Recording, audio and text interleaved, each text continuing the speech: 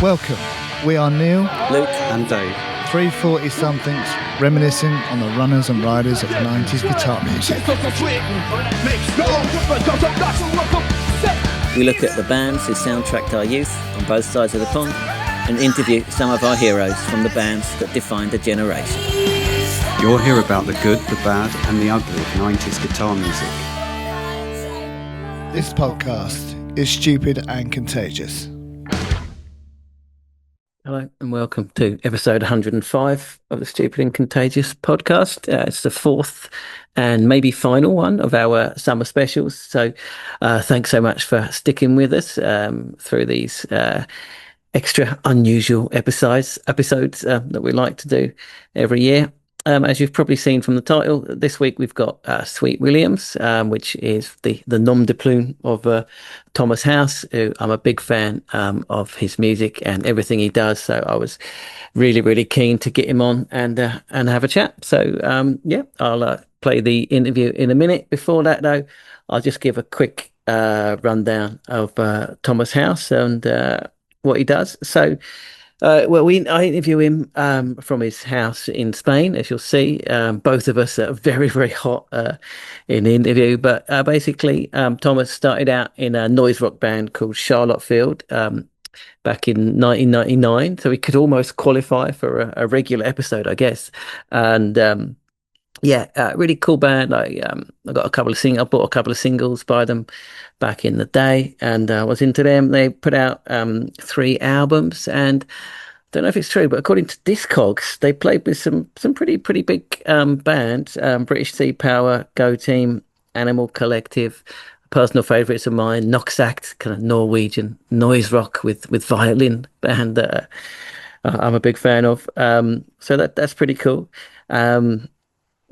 And after that, we talk about it in the interview, but yeah, he was also in a band after that called Sloth, who are kind of a heavy, sludgy kind of noise rock band on Riot Season Records. Again, really cool band I was into at the time. They were going from I couldn't find out exactly when they began and finished, but their first album came out in 2010, and their final album came out in 2014. So. Around then they were active basically, and as he explained, he's been doing Sweet Williams since I think around about 2008 when Charlottefield first broke up. And although there are different band members at different times, basically the project is his own. So it's like his voice, electric guitars, and then various other musicians coming in and doing different things.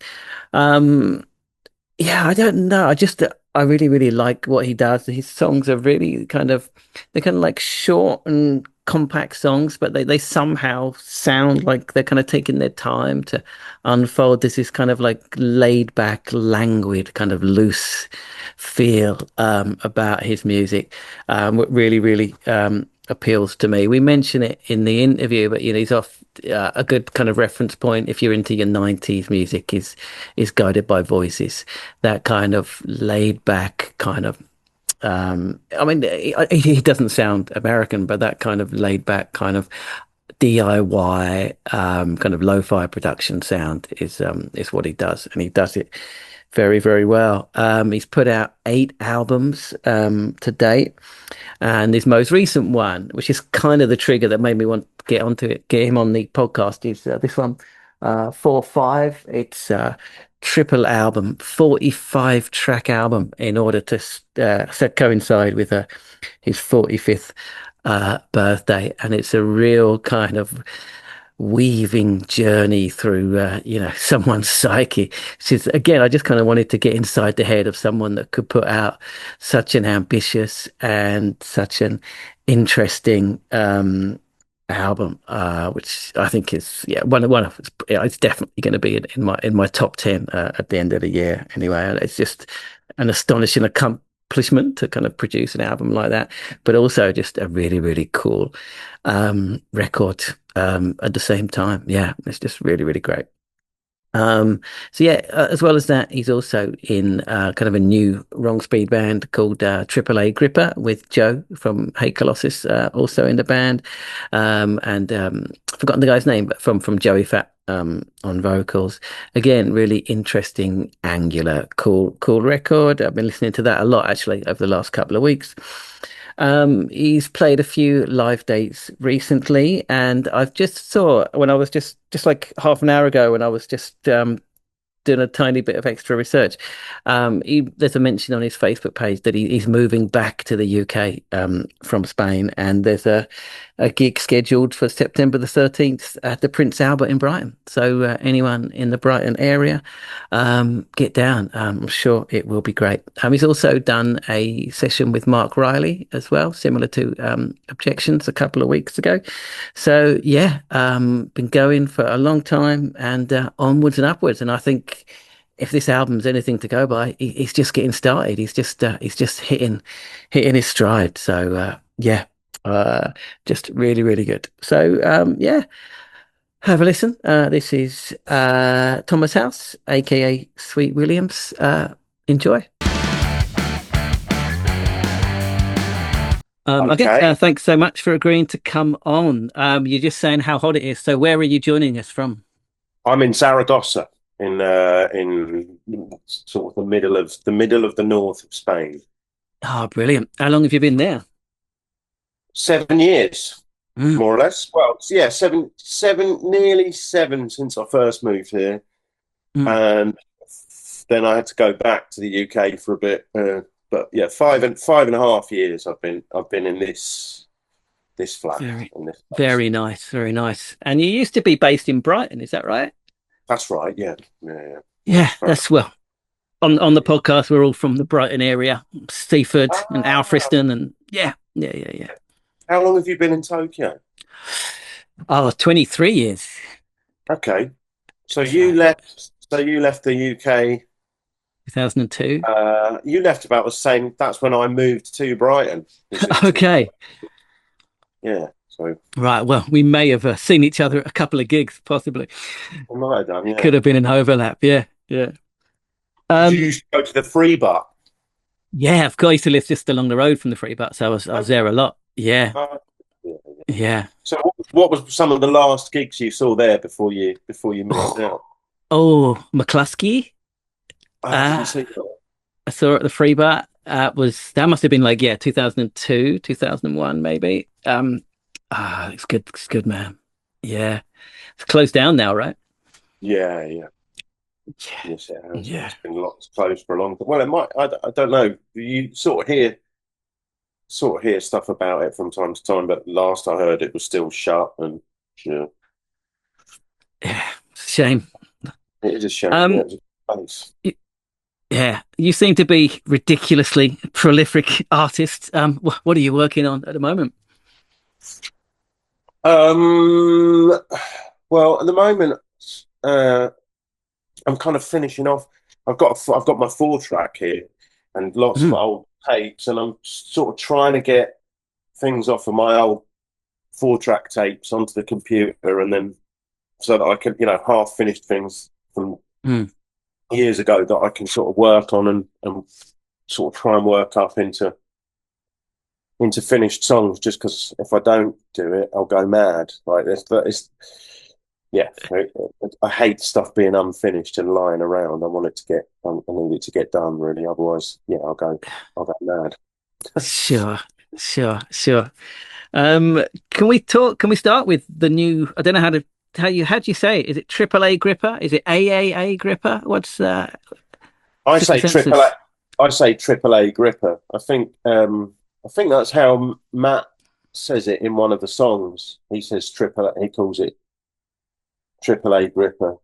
It was something like Matt was talking about the idea. We were saying, what are we going to call this band? And Matt was talking about like he had that song. And he was kind of explaining like there was something like sort of he wasn't really explaining it, but he was sort of elaborating on the concept. of like what he was. That was one of the first songs that he did vocals for, and he said, you know, that if the music sort of like to him sort of felt like it implied this stuff. I mean, the phrase he said the phrase "AAA gripper," Mm. and Yeah. and we all the rest of us went, that's, you know, That's we it. thought, That's it. that sounds good, you know. Yeah, yeah. Well, I'm still waiting for my copy to arrive, but I mean, how did that come together? Um, that was a funny one.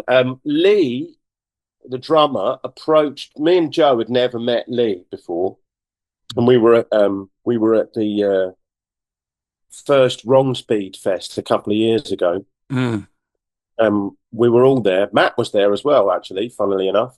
But Lee had, I don't know how he'd got into Wrong Speed, but he lived nearby. I don't think Joe had met him before, although Joe is Lee's postman. Joe, Right. Joe Lee's house is on Joe's round. That's brilliant. And Lee came up, like approached us both separately and said, I've got this idea. I want to do a band with you, with you. And he said to me, I've asked Joe already. I want to do a band with the two of you. Mm. Just to listeners, Joe from Hagelossus and Wrong Speed. We're talking about him. That's right. Yeah. So we didn't know we didn't know Lee, but he had just approached us separately out of the blue and said, "I want to do a band. I want to do a band with you guys. What do you think?" And Joe's got this this sort of maxim: follow the enthusiasm, which I subscribed. Sure. So Joe's like, well, if this guy says we should do something, then we should probably do it, you know. Yeah. And then so Joe and Lee got together and did some jams, made up a lot of tunes, like a lot of tunes, and then sent me some stuff, and I put some guitars on here in this room.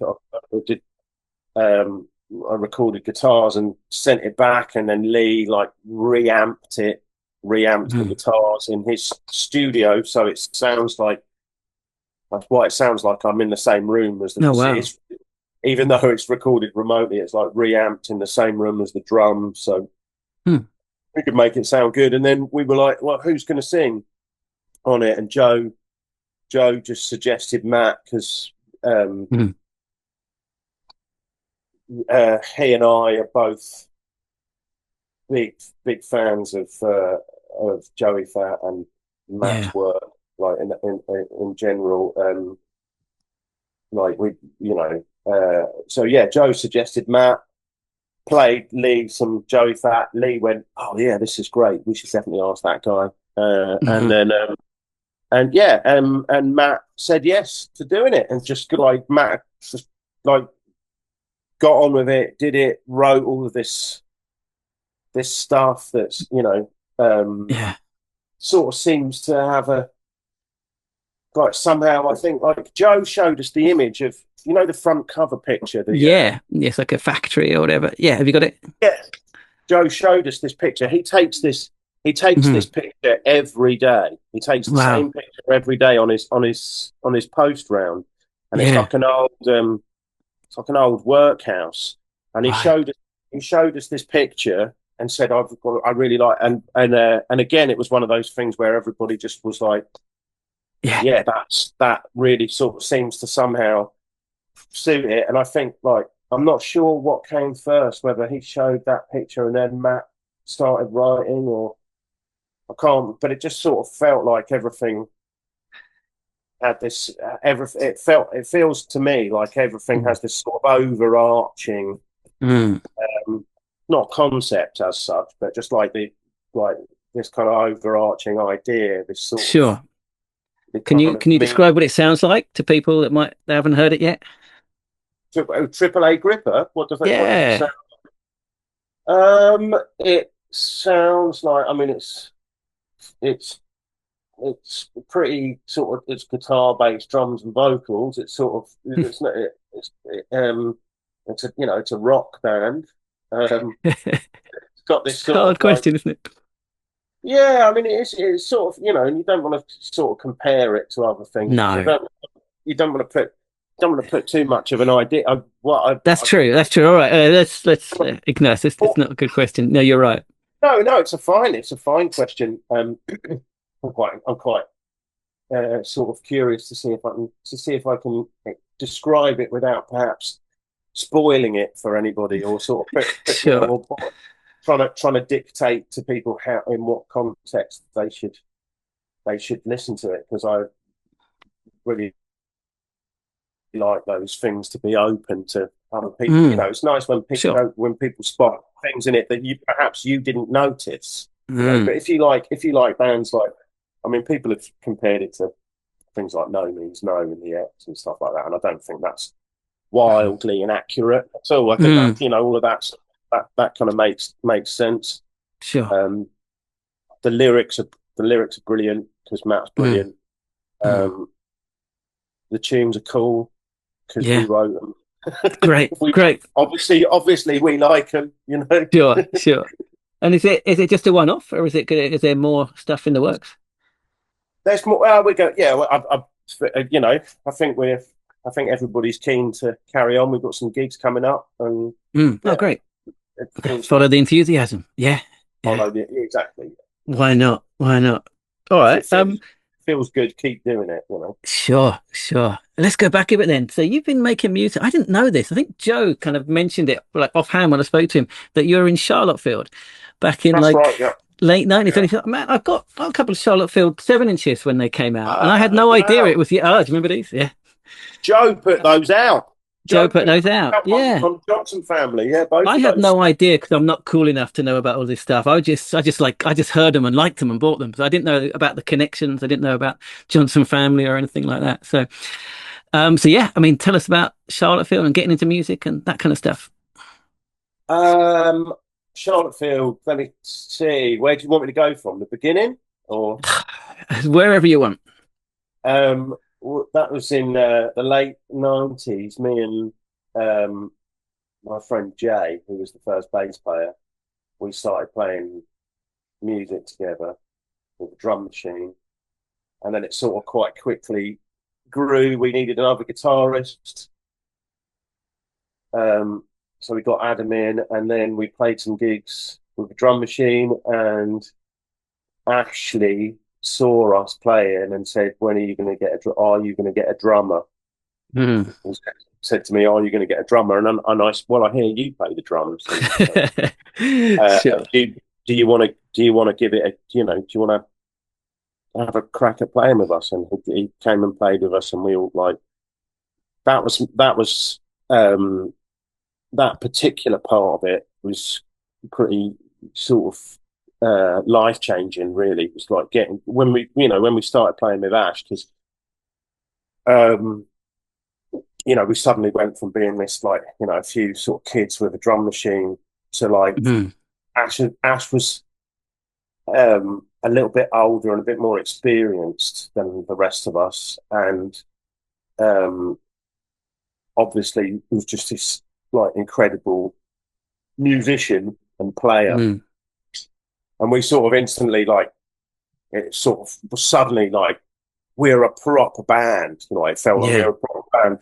And also just from playing with him, but also just because of his sort of experience and his attitude towards things really sort of made us go all right, if we're going to do this, we have to actually do it. We have to actually commit. We've got to practice. We've got to get, we've got to write tunes and play gigs and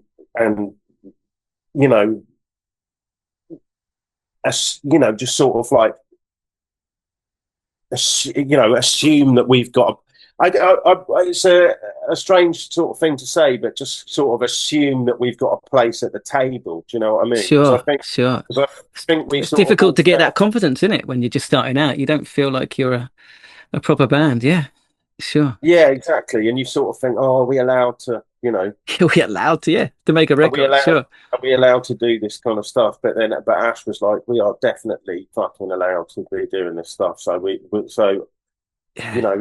I'm sort of said to, more or less said to the rest of us, we're either going to do it or we're not, like we've got to go, like assume that, which it didn't really we didn't sort of go like looking for labels or Right.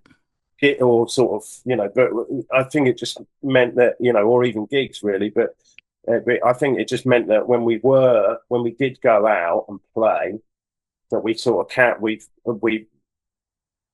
our attitude towards the actual playing and the actual recording was this. And I just think that kind of like if you approach things with that attitude, like we are doing this and we are allowed to do this, it sort of changes what you're doing. It changes what you're doing. You just take it a bit more seriously, and you play like you fucking mean it. And you did pretty well, right, Charlottefield? I mean, what kind of bands were you playing with around then? When we started out, we were sort of playing with playing with Joey Fat and stuff like that. That was a real kick for me because I was a massive fan of them, and that's like saying when we saying we have a place at the table, sort of getting those kind of unlabeled gigs and playing the Christmas unlabeled gig with bands like Cove, who were on that split single, and Joey Fat, who were sort of bands that we really liked, and we felt like we were, you sort of got to the stage of feeling like we were like, legitimate peers with those people. That was a real kick for me. And then we got, we started, we got like, we were sort of on Fat Cat for a bit. We played with some of the Fat Cat bands. Oh, right. That was interesting, but then at the same time we were playing with we were doing records on Johnson Family, right? And playing with those bands like Stanton, which is Joe's first band, but so a lot of our kind of peers, a lot of the other bands from around the time, and it was Bilge Pump. We played, Bilge Pump here with Bilge Pump, who are now Objections. Right, yeah, and you had the 2 Minute Men stuff I got as well, which I think is why I first heard Charlottefield, the 2 Minute Men set records, right? That's we were on the second one, on the red. Oh, the red one, yeah, man. That's really cool. And you, so a few albums, and you took it as pretty much as far as you can take that kind of band, right? I think. Yeah, it was great. It was really good. We played in like France and Spain, the Netherlands. We played around the UK a lot. Made a lot of good friends. Yeah, played with a lot of cool bands. We had a really good run of it. And then just like life stuff. Sure. People had to do different stuff. Ash sort of had family stuff he wanted to do. Chris eventually sort of wanted to go to university, and everyone's sort of everyone had different things that they needed to do, because while we were doing it, everyone, like I said, that sort of Ash instilled this attitude in us that we stuck to. Was like we all had jobs and things, but everything was at the service of the band, So that's great. Like leave a bar to go on tour, or And then you had a band, Sloth, is that right? After Charlottefield? Yeah, well, that's much heavier, right? Yeah, we started up sort of towards. Well, the two bands existed at the same time for a while. They coexisted for a while. That was Luke and Leon, the two guitar players. That was they wanted to do. They were both playing in Headquarters, who were really lovely. So what were you doing if you weren't playing guitar?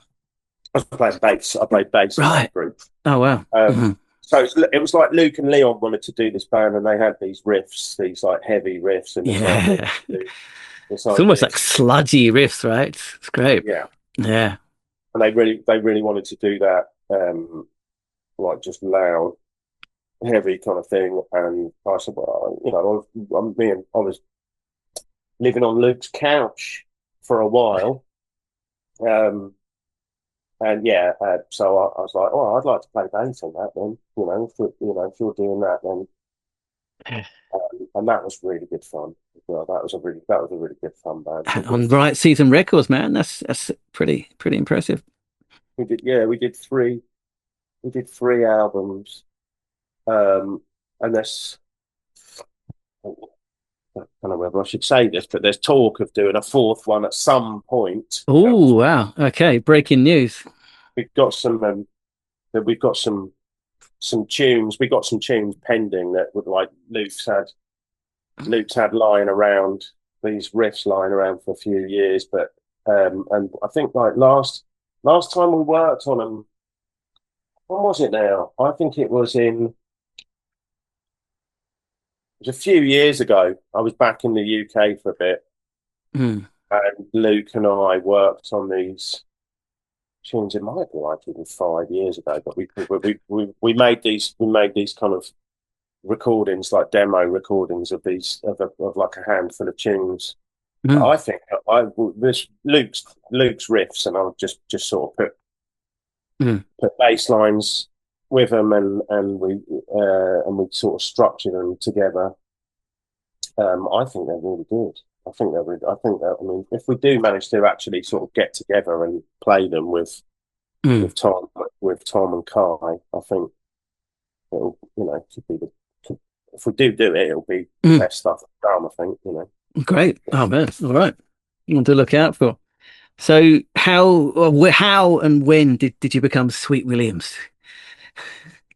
Well, that was after Charlottefield broke up, and I was really gutted about Charlottefield breaking up. But it's totally fine and everything. But I was really gutted about it, especially at the time, and because I sort of decided at that point that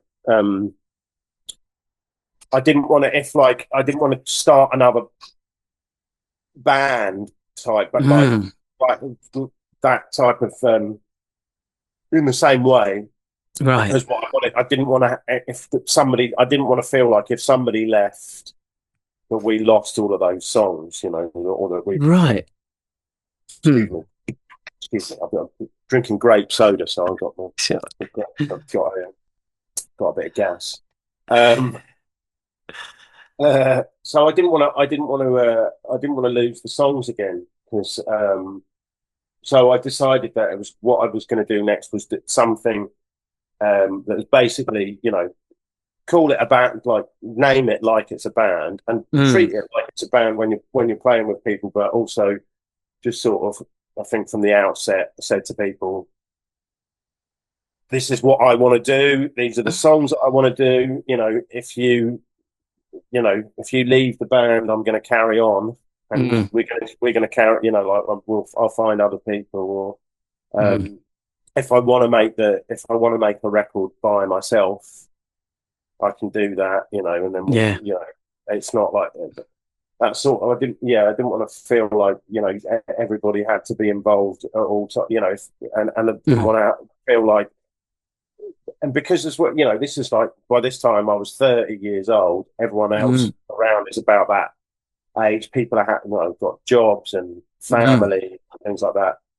So I didn't want to be like waiting. I don't want to. Sure. It's hard, making records with a band is quite hard work, and you've got to like get everybody together. You've got to rehearse. You've got to go into the studio, and it takes like years to make a record. Sure. But I write, I write too quickly to do that, and right. Even to begin with the Sweet Williams, even the first few albums are quite sort of spaced out, because it was really hard to get everybody together, or to get in the studio, or to get the money to go. So you were writing the material there. It was just It's just always catching up, right? Right. Yeah, yeah. Yeah. So it So I always mean, felt like how consistent has the band members been over the years? So you said people didn't have to stay and they could come in or not come in and work on it or not work on it. How consistent has it been? for the first 5 or 6 years, it was a pretty stable Mm, lineup of me, Tom Barnes, mm, um, Sarah, and Andy. There was the four of us. mm, Uh, that's that's the version of the band that made the second record. mm, Um, and then that version of the band broke up. Um, because Andy had a family, and Sarah had mm, was starting a career, um, and uh, Tom and his partner Sarah, they started a family, and mm, yeah, so that version of the band broke up. Then there was another version with um, Katie and Lisa and John. And that lasted for a couple of years, and then I moved over here, and then then for a while it was me with the guys from PWEI, and then that sort of became a bit cumbersome to do that because again the jobs and stuff. So mm, currently, I've mm. been making records here. Right. So that's what's the process? So you got your 4 track, you got a guitar. How do you sit down and write a song? Like that, yeah. Hey, sure. Like it used to be 4 track drum machine, guitar, bass. Yeah, and just putting ideas onto tape and Mm, building things around like whatever the initial idea is. Trying to stay true to whatever the usually what happens if you've got like a guitar part or a bass part or even like a mm, drum beat or something, that once you sort of get that onto tape,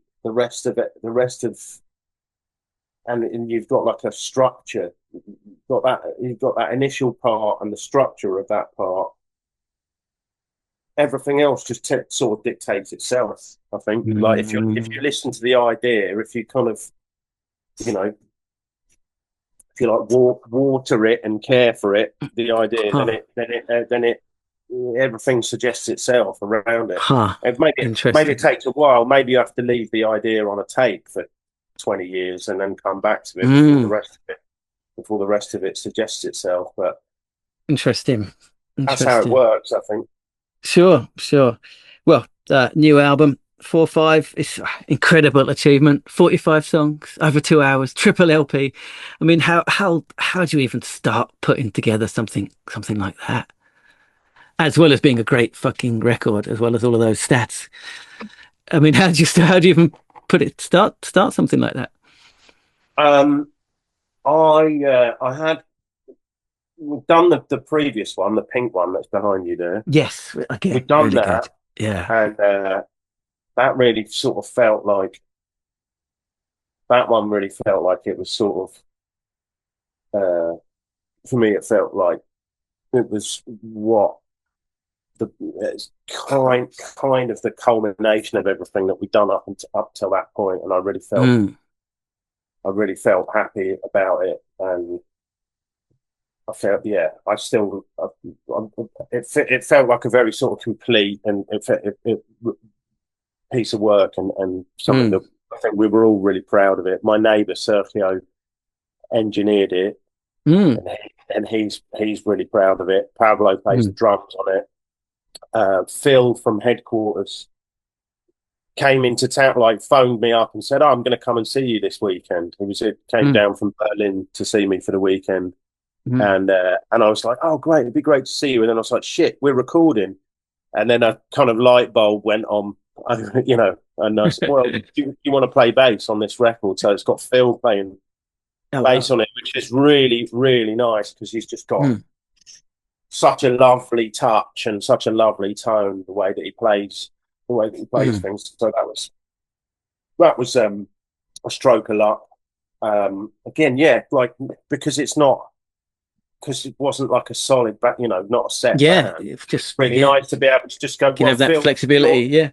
You're in town. Can you play bass on it? That's really great. And so, we had the opportunity. And he's not into like playing live. He was like, I don't want to join the band. I don't want to tour with the band or anything, but I do want to play bass on the record.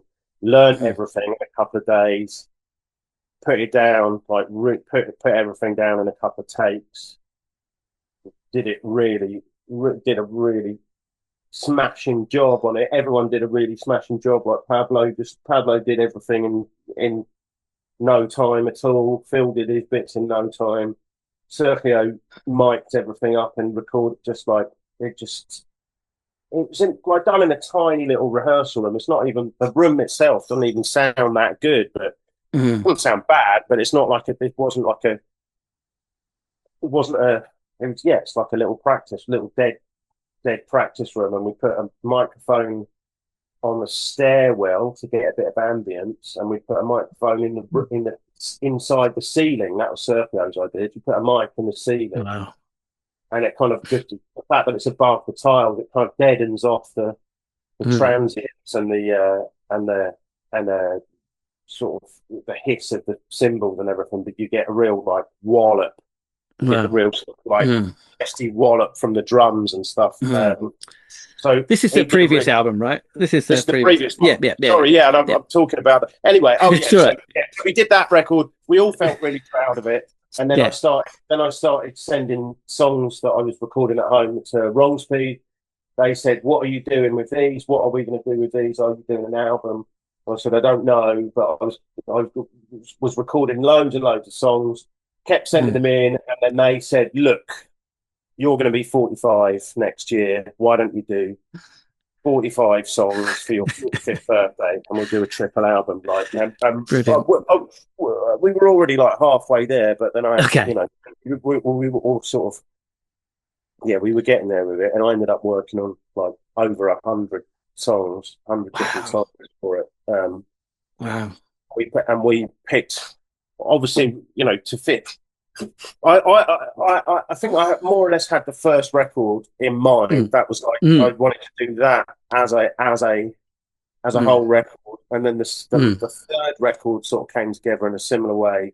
That it felt like a very they were the records that I really I sort of wanted to do. And then the middle record was a question of to get it up. To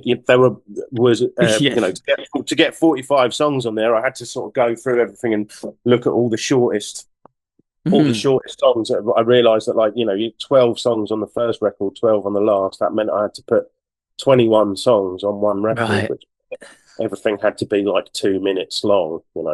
It totally works there. It's great. And then that sort of felt like a kind of sort of it feels I sort of see it as like album one is like that album, the third album is like an album, and then in the middle you've got this kind of mixtape of I like that short sort of some of short kind of some of them are sort of funny, I think, as well. Sure. Hopefully. I don't know whether that comes across. I like that. Well, I saw it described as if Guided by Voices made the White Album. Although I guess it would be two White albums, or maybe the White Album and Revolver, possibly. But what do you think about that kind of description? That's quite funny. They were both like GBV were definitely like, especially for that middle record. GBV were a bit of a reference because I'm a massive fan of GBV. So obviously that was a bit of the idea of doing lots of short songs and trying to just squeeze as many ideas onto a record as possible. It was like B1000 or Alien Lanes or something like that. It was clearly a reference and influence on that bit. And then we joked about. I mean, before we sort of had the idea of doing 45 songs, we were joking about doing the White Album. We even like talked about, me and Chris and Joe were even joking about like calling it the White Album and getting like getting like a copy of the, like an old tatty copy of the White Album and crossing out the Beatles, right. Sweet Williams, and crossing out all of the song titles, and like Sure. gluing photographs of the people on the record over the photos of the Beatles and stuff like that. And we were sort of half serious about it, about the idea of doing that. And then the Rebel did the same. We were sort of set to, we were kind of going to do that. Yeah. And the Rebel did it. Like the Rebel did an album where he did almost exactly the same thing. Oh, really? Okay. Another wrong speed artist, the Rebel. Yeah. That's cool. I also saw it I read Lucy Foster's review. Said a personal without being overly precious and chaotic without being careless. Is that a fair kind of summary of the album? I don't know. I mean, like I said before, I wouldn't like to tell anybody that they're sure, how it should be appreciated, or what you should take away from it. But it's a very nice. That's a very nice thing. It's lovely when people sort of get, like, it's nice when people go, oh yeah, it's good and I like it. And it's really nice hearing that people actually have like sort of more kind of detailed reading. That it suggests or means something to people. I'm very I love that. As I said it in my email, I'm still digesting it myself. I think every time I listen, there's something different. I'm into side E at the moment. I mean, do you have a? I think you probably might be saying but do you have a way that you want people to interact with it or to engage with it?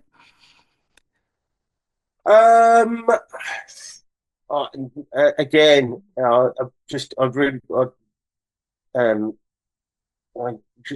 love it I love the fact that people engage with it or interact with it at all, and that's so pleasing to me. That people would interact with it on any kind of level or get anything out of it.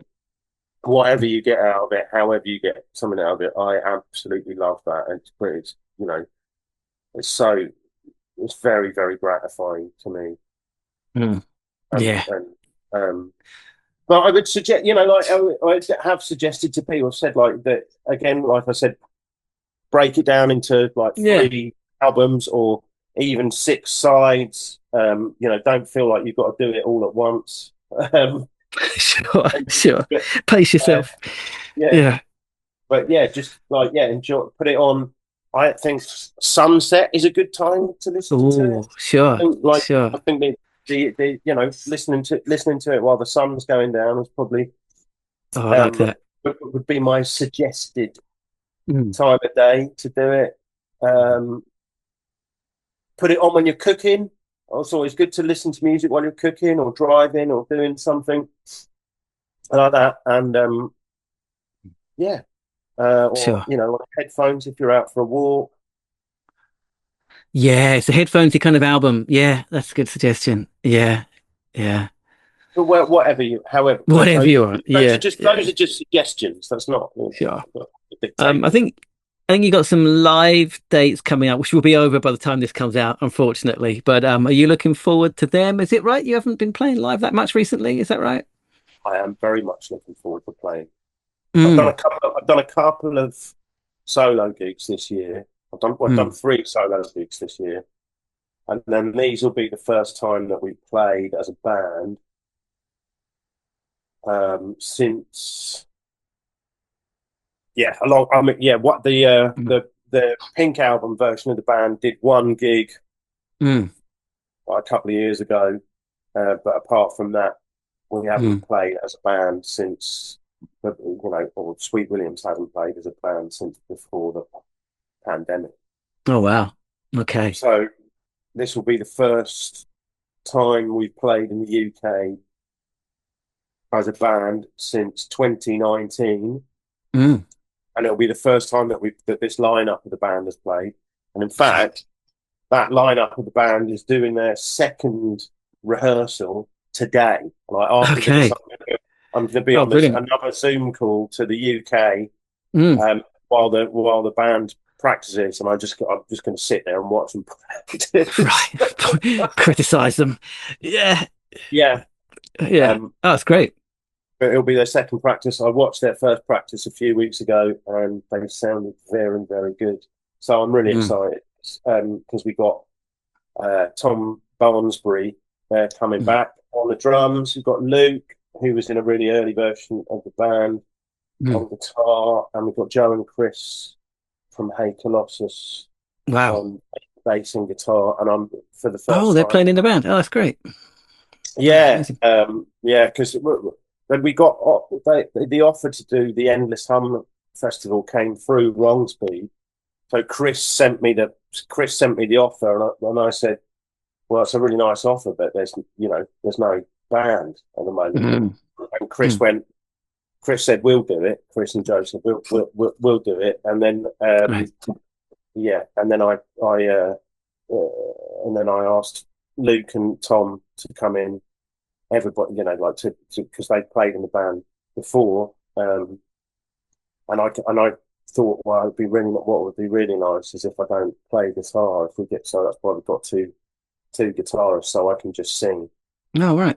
Like to just be able to concentrate on singing the songs, and just enjoy the sound of the band, which was really nice when they rehearsed a couple of weeks ago, and I sat here and listened to it. Just hearing them play the music was very, very, was a very nice thing for me to be able to do. Sure. Yeah, it's great. And they sounded great as well. I've got, they sounded really, really good.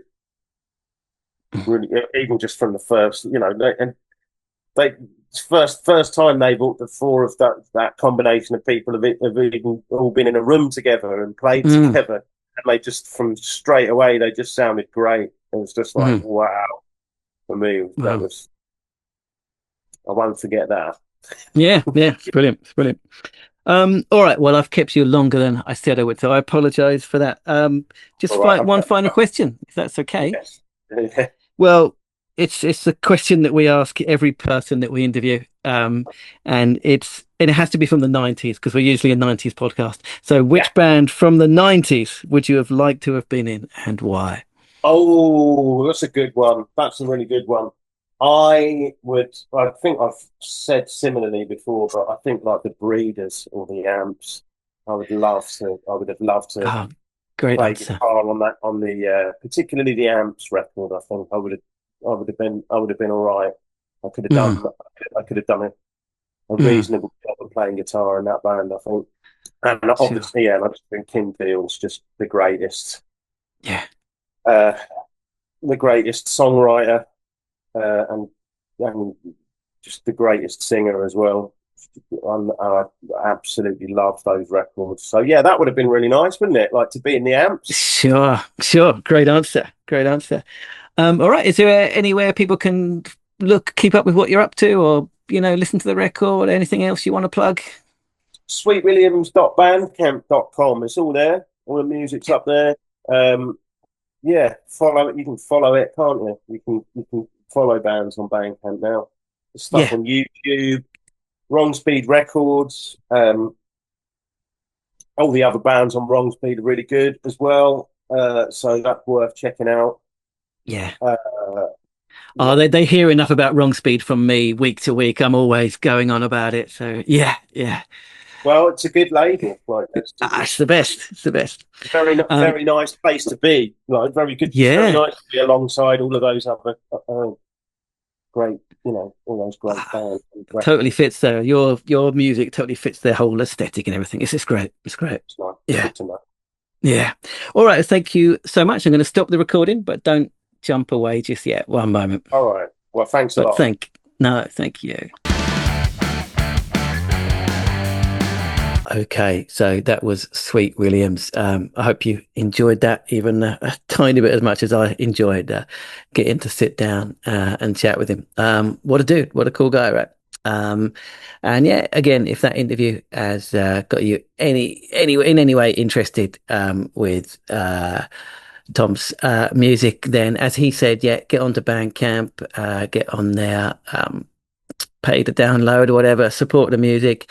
If you want a taster, as always, I've got a mixtape on Spotify, which will be in the links, with some Sweet William stuff, of course. Also, I'll chuck a couple of AAA Gripper tracks on there, a bit of Guided by Voices, and a couple of other things that we mentioned as well. If you're new to the podcast, welcome aboard. We're usually a 90s podcast, but we do have other people on from time to time. But if you're into your guitar music, then I'm sure you'll find something to enjoy in the archives. If you're watching on YouTube, don't forget to subscribe to the channel, give it a like, get involved in the comments if you've heard any of his tracks, if you've seen Sweet Williams live, or you remember Charlottefield or Sloth back in the day. Get involved in the comments. And what else do I have to say? Any other things you need to do to like and subscribe and share with your friends. Yeah, again, if you've enjoyed it, the best way basically to help us out is just to tell your mates about it. Word of mouth is easily the best way for this kind of podcast to grow. And the more we grow, the more we can bring you cool people to chat to. So yeah, also don't forget we got an app. It's called Stupid and Contagious, or the Stupid app or something like that. If you just put Stupid and Contagious into the App Store or whatever, you get your apps on, you'll find it, and that allows you to go seamlessly between the YouTube video and the mixtape. So yeah, use that. And I think that's all for now. We think this is going to be the last of the summer specials, but we should be back with all three of us, me, Neil and Dave, next week with an extra special guest, if we haven't got a different summer special in by then, but maybe not. So all right, thanks very much for listening. See you soon.